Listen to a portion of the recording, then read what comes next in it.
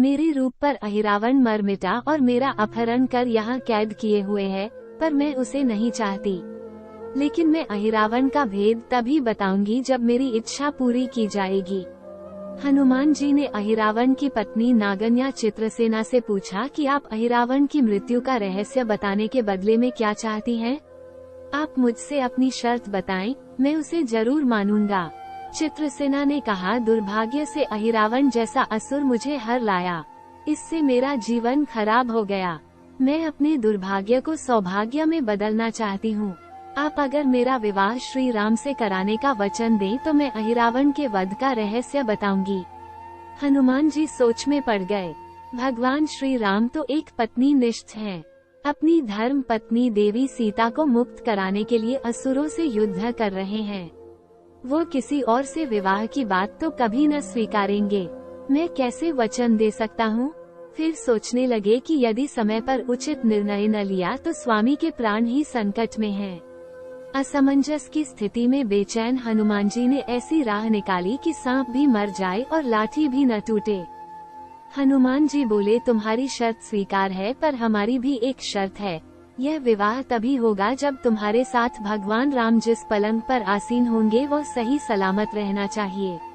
यदि वो टूटा तो इसे अपशकुन मानकर वचन से पीछे हट जाऊंगा। जब महाकाय अहिरावण के बैठने से पलंग नहीं टूटता तो भला श्रीराम के बैठने से कैसे टूटेगा? ये सोचकर चित्रसेना तैयार हो गई। उसने अहिरावण समेत सभी राक्षसों के अंत का सारा भेद बता दिया। चित्रसेना ने कहा, दोनों राक्षसों के बचपन की बात है।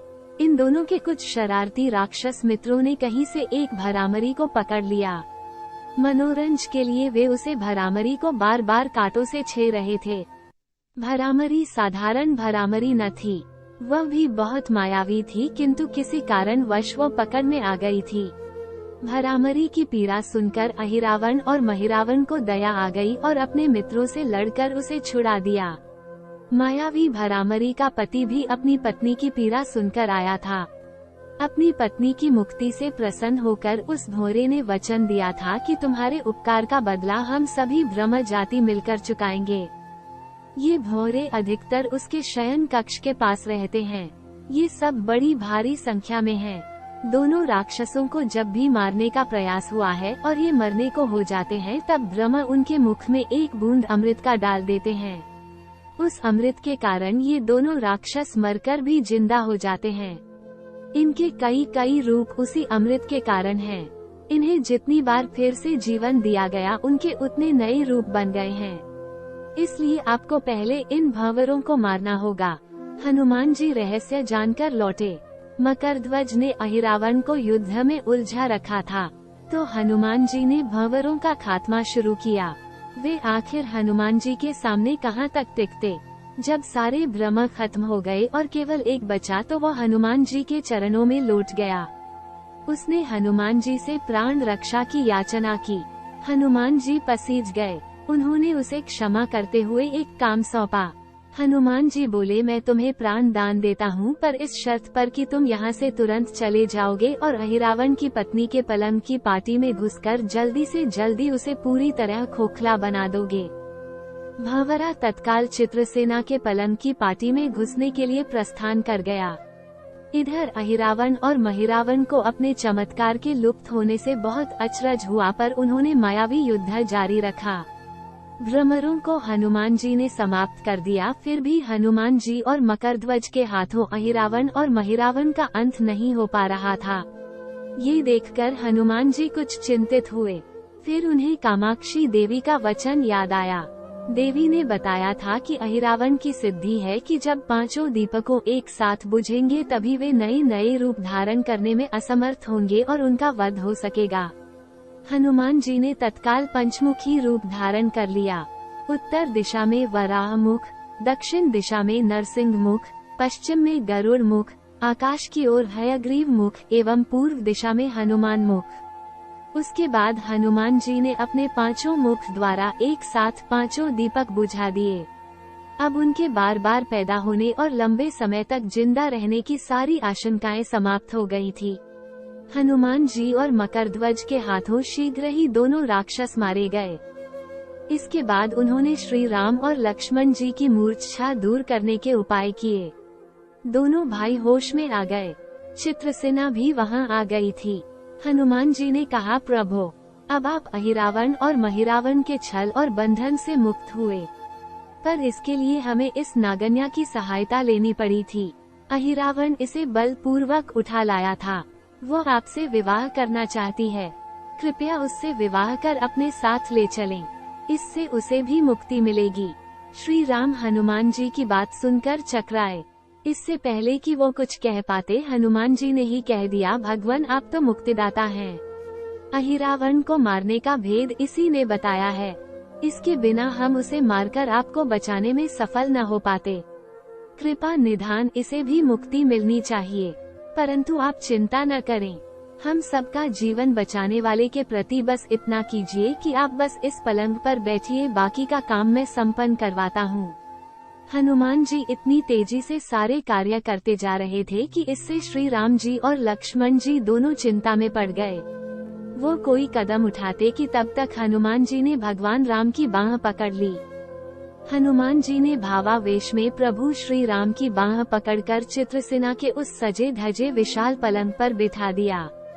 श्री राम कुछ समझ पाते कि तभी पलंग की खोखली पाटी चरमरा कर टूट गई। पलंग धराशायी हो गया।